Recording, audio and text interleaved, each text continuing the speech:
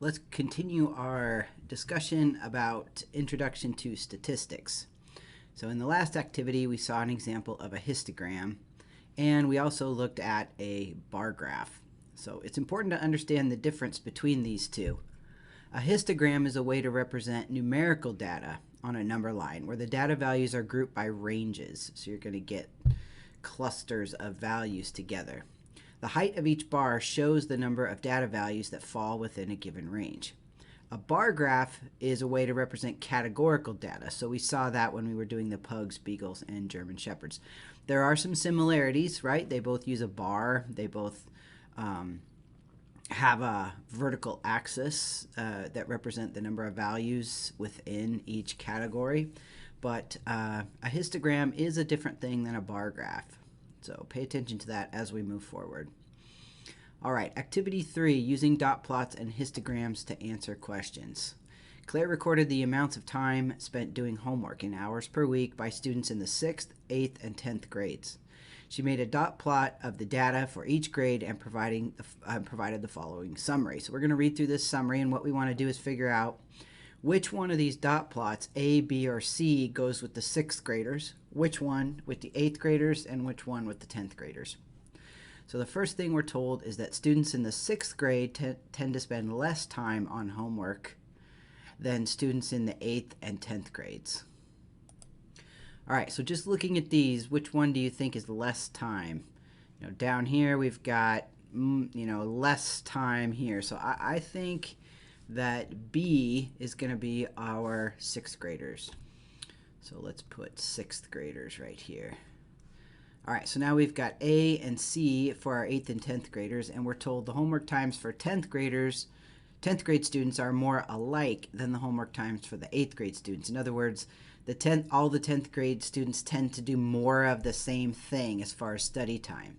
So looking at A and C, I can see the data for A is much more spread out. There's more of a difference, whereas in C, these data points are more alike. They're more clustered together. So I'm going to say these are the 10th graders, and A is going to represent the 8th graders.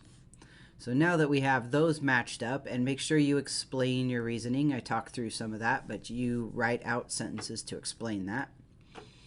Then we'll go on to number B. Letter B. What percentage of the 10th graders study 18 hours per week?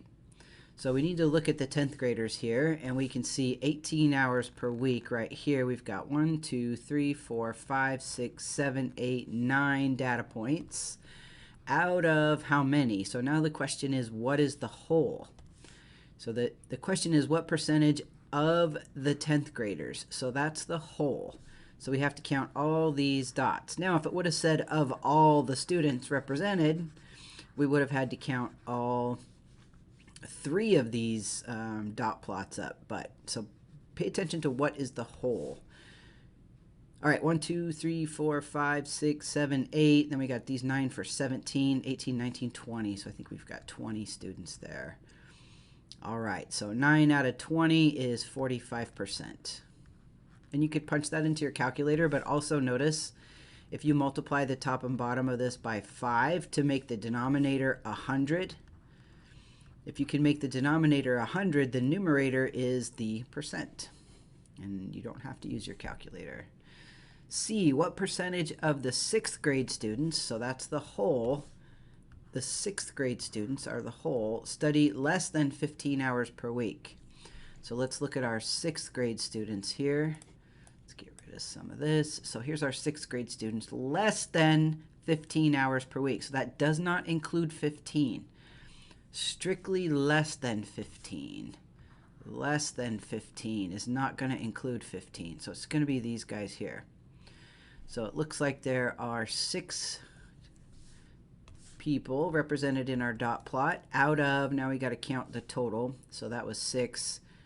Let's see, 7, 8, 9, 10, 11, 12, 13, 14, 15, 16, 17, 18, 19, 20. 6 out of 20. Again, we could multiply the top and bottom by 5. So if I multiply the top by 5, I get 30. And that's 30%. The key is to make the denominator 100, and then you'll have your percent value. All right, let's take a look at number 2. So hopefully you've had a chance to do this already, and we're just checking your answers to see how you did. So here we have a histogram that summarizes the lengths in feet of a group of adult female sharks. Each bar includes the left-hand value but not the right-hand value. For example, this first bar right here includes a 13-foot shark but not a 13.5-foot shark. So this one shark right here could be 13.5 feet, or it could be 13.6 or 13.7. But this shark right here is not 13.5 feet. It's less than 13.5 feet, but it could be exactly 13 feet or something in between. So a way that we could write that, just to talk about that a little bit, let's look at this one shark right here. Let's say this one shark has a length of X. Then I would say that that shark is less than 13.5 feet, greater than or equal to 13.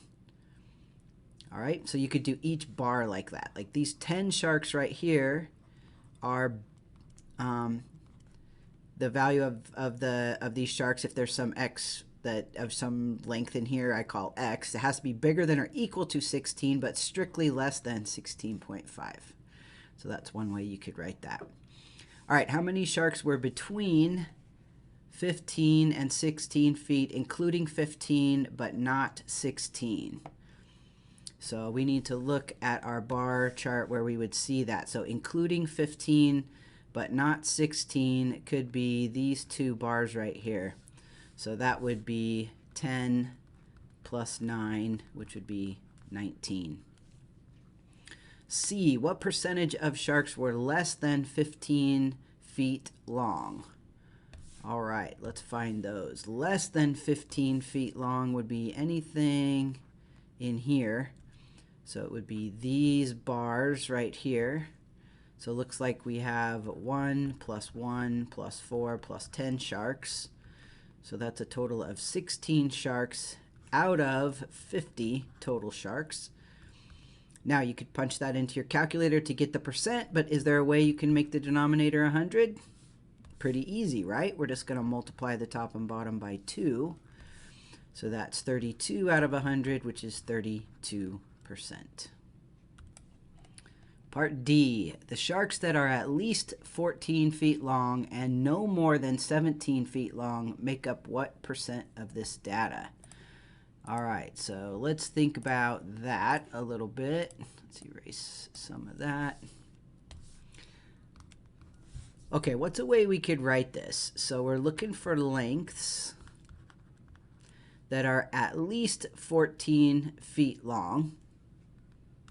So at least 14 would include 14, could be 14 feet, but no more than 17. Okay, so it can't be equal to 17. Actually, no more than 17 could be 17 because it's not more, and then we can't tell. So let's change this wording, because otherwise we're not going to be able to answer this question. Let's change this to less than. Then we'll be able to tell. Okay, so at least 14 feet long and less than 17 feet long. So now we've got this situation here. All right, so let's take a look. Where do we find that? So here's 14. At least 14, but less than 17 is going to take us up to there. So we've got 4, 10, 10, 9, 10, and 4. And that adds up to 10, 20, 30, 38 plus 9 is 47. Out of 50, multiply the top and bottom by 2, we get a 94 on the top. So 94% of our sharks fall within that range.